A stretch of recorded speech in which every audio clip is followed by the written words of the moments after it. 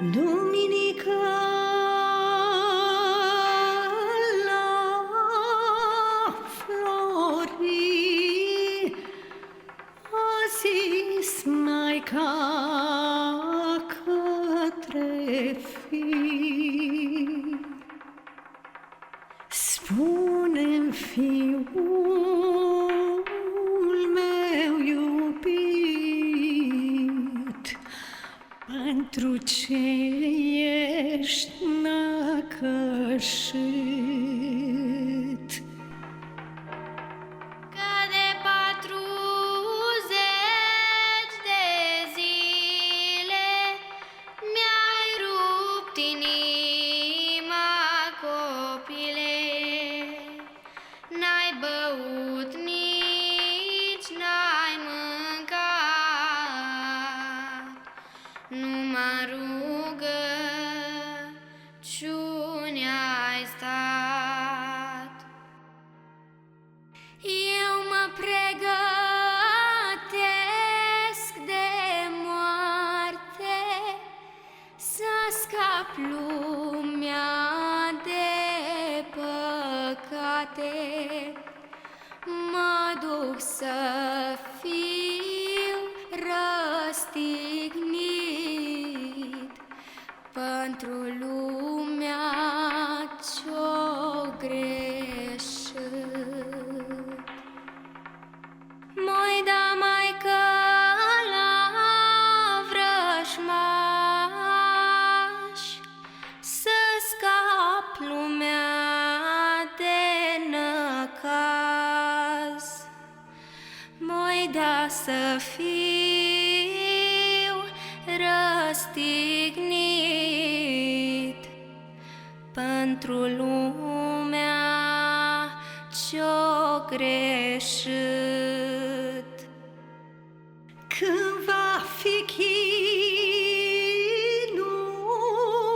mai mare, n-o fi lună, n-o fi soare, atunci măicuța mea cu spini more-n corona.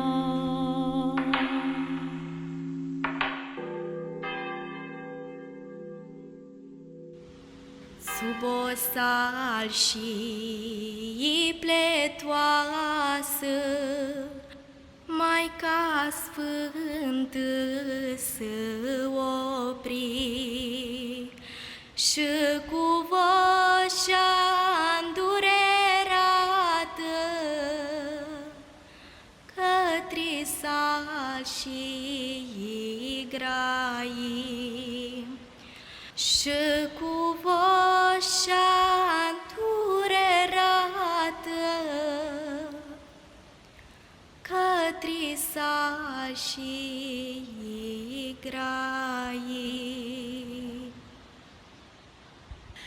Dacă-mi cunoști durerea și voiești să-mi o alini, să-mi dai ramurile tale și-o cunună fără de spini, să-mi dai ramurile tale și-o cunună fără spini. Atunci sal și ea miloasă, crengelișul-o plecat. Maica o făcut cununa, la Golgota o plecat. Maica o făcut cununa, la Golgota o plecat. dar eu de n-o lasară cu cununa fără dispin. Ei voiau ca el să moară în dureri și în mare chin. Ei voiau ca el să moară în dureri și în mare chin. Hristos a înviat!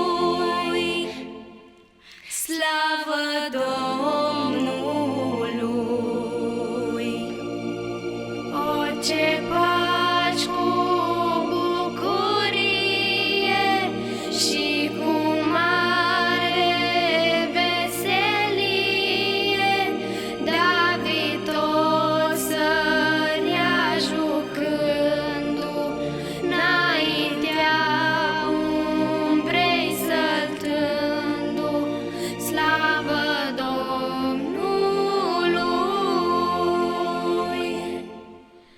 slavă Domnului.